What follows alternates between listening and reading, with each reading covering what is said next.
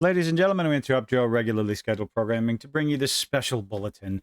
At what point does confidence become arrogance? Does pride become hubris when it comes to corporations or individuals, even making a product, creating a product to give out to the masses? When is too much genuinely too much? Well, I think we might be hitting that or reaching that. Maybe, perhaps, who knows? We'll have to wait and see. What I say that a lot. I've been saying that a lot. Wait and see when it comes to Nintendo. But of course, more information is coming out about the Switch 2 and all the peripherals and more peripherals and extra peripherals and needing the subscription fee to use their onboard Discord chat, I guess, which on one hand you can excuse it because, well, you're playing games on their subscription, so obviously you're already going to have a subscription. It's like, well, what if you don't? And you just want to hang out with your friends and play. People are just going to continue to use the avenues that they already use, and regular Discord call. Having to pay for it, you be the judge. That's for everyone else to decide. But with this one, with their GameCube Classics subscription, the nifty little GameCube controller can only be used with those games. So you can't use the controller with anything else, it seems. And yet another Switch 2 related development that only stands to further disappoint players. Well, disappointing the vocal masses. Minorities, masses? There's a few people online very upset about this. Will the Nintendo fans, the diehards that must buy everything Nintendo, I'm sure Harmon Smith's going to buy it hands down, are they going to buy it? Are they going to be putting up with the price increase of the games? Again, remains to be seen. I'm sure they will. While many were excited to hear that Nintendo will officially be reprinting the fan-favorite GameCube controller for use with their new hardware, they'll likely be less than thrilled. Definitely less than thrilled. I don't really like the controller, but sue me. Less than thrilled with the subsequent confirmation that said controllers will only be usable with their recently launched Virtual Console line of GameCube classics. That was a mouthful. Let's take a look at this controller. On one hand, I can understand how on earth are you going to map the buttons, but again, at the same time, well, wait a minute. This controller already has a C key. So you just get to press that one to chat with your friends. Yeah, it's a joke, people. How compatible would this controller be with your standard GameCube, standard Switch 2 games, Switch 1 games? Is this a programming issue, a hardware issue? I seriously doubt it. The idea of having to play, what is this, probably going to be $70 to pay extra, $60, $70? Which, yes, I understand that controllers are genuinely expensive, regardless of what console you're on. It's not cheap. Some of them even extremely high-end, $120, $220 and up. But buying this controller strictly to only play the GameCube classics, I don't know. I think it would be easy enough to just remap the buttons. Nintendo can't seem to be catching a break. What else we got? Nintendo UK Classic Nintendo GameCube games are coming to the Switch 2, which genuinely has everyone excited. But unfortunately, I don't think you can't buy the game separately. Now, on one hand, you only have to pay their premium subscription fee. So, a lower price. But why wouldn't Nintendo? You would think Nintendo would just go into the double dipping and sell the games, more than likely at a premium price for sure, as individual units instead of restricting it to a subscription fee. But at the same time, I wonder why PlayStation only offers Dino Crisis 1 and 2 on their subscription model instead of actually selling the game. Just go to GOG, I believe. Further, as part of the new offering, Nintendo will be reprinting a new version of GameCube's controller. That's, USB. With the key difference being the transformation from wired to wireless, because everything's wireless. Why wouldn't you do that? And the addition of the dedicated C button to use the Nintendo Switch 2's chat functionality, because I bet so many people, maybe I saw a meme online said, it's the credit card button. You get to plug it into the USB port in the back, or the USB-C port in the back, hit that button, and it automatically charges you money, because that seems to be the direction we're going. Where's the price on it? Confirms the Nintendo Switch controller will only work with the console's GameCube Classic.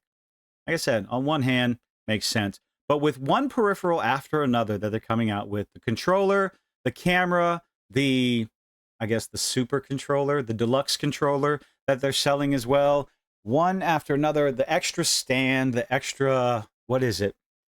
That ergonomic controller you can put the pieces on. I can't remember what they're called. I don't have a Switch one. My daughter does. She doesn't let me play it. But so much so, with all these peripherals coming out, you would think, how are people going to be able to afford it? But apparently Nintendo just came out and said, yeah, sorry, some people won't be able to. Acknowledges Switch 2 price may be out of reach for some. That's not how you sell a product. I mean, call me crazy, but I don't think that's a smart way to sell a product. Reaffirm Switch 1 support. We're going to keep selling it to broke people because only the rich people can afford the Switch 2. It's okay, brokey. A discussion around Nintendo Switch 2's price continues to dominate headlines. I don't think it's necessarily the Switch 2 price itself for the console. Personally, I don't think it's a bad price. $450, $500 for a game they're going to try to sell for $80 that people are going to eat up like in ice cream. For me, again, I don't see it as a high price. But I don't have a Switch 1. If I already had a Switch, I wouldn't be touching this with the 10-foot barge pole. Nintendo of America President Doug Bowser, I always get a kick out of his name because it's so appropriate, has weighed in directly on the growing debate in a new interview with Canada's CBC. Addressed concerns about affordability. That's debatable. It's not the console price that people are mainly screaming about. It's that $80 price tag and the speculation that the $80 price tag is only going to be for the digital games and it's going to jack the price up to $90. No proof yet. This is all speculation from what I've seen. The physical copies that may not even be physical copies are going to be $90. That's getting a bit ridiculous. So, address concerns about affordability. Console's affordable. Games, however, are not, especially when you're releasing 10-year-old games for $70 anyway. Switch 2 launching on June 5th in 2025. Maybe, perhaps, who knows what's going to happen in the United States, man. Carries a retail price of $450. I'm not saying that $99. Making it the most expensive home console Nintendo has ever released. They have a massive amount of confidence in the sales of their items. When does it turn into arrogance? Is that bubble going to burst? Is this going to be another, the Wii U situation where sales tank completely? I don't think that's going to happen this time. Combined with first-party games prices reaching $70 to $80. I do wonder where that $90 price tag for the physical copies came from. Was it just speculation? Did somebody have I believe it was Insider Gaming was the first to share it, and everyone ran with it, kind of losing their minds. But there was no confirmation. Even the Nintendo website had $80 for Mario Kart World. Some fans and analysts have raised questions about whether the company risks pricing out segments of the audience. They absolutely will price out segments of the audience. Yes, there are people out there that maybe they'll be more selective with the number of games they buy. They're going to go after the console. I don't know how many families are going to be able to afford multiple consoles. Did they confirm whether or not the Switch 2 will be able to communicate with Switch 1s and share games? Or I believe that's only going to be a Switch 2 feature, which personally I think that's a bonus. But maybe that's something else that Nintendo is factoring into the prices of their games. The fact that you can share them among friends with no additional cost. Buy the Super Mario Kart World one time, and you and your friends who were actually able to afford it, if you didn't get priced out of it, oh boy, can all play on the same cartridge. I think that's a bonus. Nintendo, again, confidence or arrogance? Here's the quote. Bowser acknowledging that affordability is on Nintendo's radar, and they don't care because they know they're Nintendo. Quote, we recognize there are some people that may not be able to afford the Switch 2 price point. That's why we wanted to make sure the other Switch platforms available. It's okay. Buy our older stuff. So people still have an opportunity to come into our gaming universe, except that you're not going to be able to play Mario Kart World. Oops. Unless you buy the Switch 2. Believe so. Be a part of these characters in these worlds and see value, if you will, in whatever rung of the platform they come in on. Oh, good Lord. Bowser went on to emphasize that Nintendo will continue to sell and support the original Switch family, including the base model, the OLED model, blah, blah, blah. No price drop announced for existing hardware because Nintendo doesn't drop the price. They don't have sales. They don't lower anything. They just don't. This is where confidence in their product comes into play. But when you start setting a price of $80, when people, there was a bit of an uproar when the rest of the console market, the rest of the video game market, tried to, or did actually, jack up the AAA price to $70. The issue in that instance came when, well, the games were still garbage. We're paying premium prices, $70, for video games that are still unfinished, still nonsensical, buggy messes, crashing and glitches over and over again. But the AAA studios expect everybody to pay $70. Pay that premium price. In some cases, even more so. Nintendo feels the same way, but I believe the difference here is Nintendo has done a far better job. Call me a shill all you want to, I don't care. Has done a far better job, comparatively speaking, with releasing completed games instead of requiring everyone to download a day one patch. Again, something I believe is affecting Nintendo's decision on the price. Mixed reactions from fans and media. People got emotional when they saw the Switch.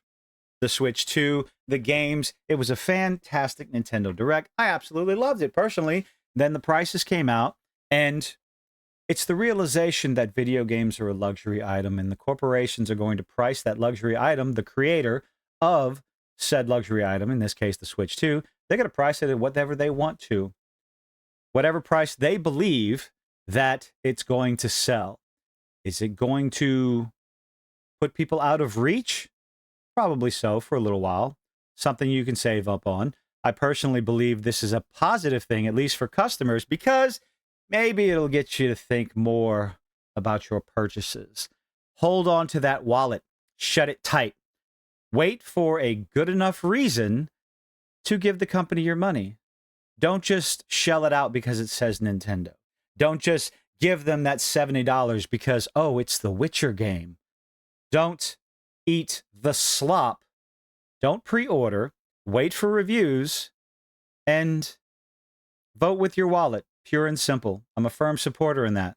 But right now, Nintendo just cannot seem to catch a break. You got people on both sides of this argument screaming that the prices are ridiculous. Drop the price, drop the price, drop the price. And Nintendo is just trudging along, making statements like this, putting out peripherals that you can only halfway use, and only, well, halfway use, I say. You can't use the GameCube controller on any other game except for the premium subscription to Nintendo's GameCube subscription. I said it twice. Anyway, let me know what you think in the comment section down below. How much worse will this get? Do you think there will be a $10 price difference between digital and physical? And which direction do you think that's going to go? Is it going to be 80 to 90? Or is it going to be 80 to 70? Can't wait to find out. We are coming close along. And also, hey, what the hell? Shits and giggles. When do you think the embargo is going to be lifted on the United States getting to pre-order the Switch? Can't wait to find out. Let me know what you think in the comment section down below. Leave a like, leave a dislike, do all those nifty little things you usually beg you do. And hit that subscribe button, please. Hope to see you on the next one.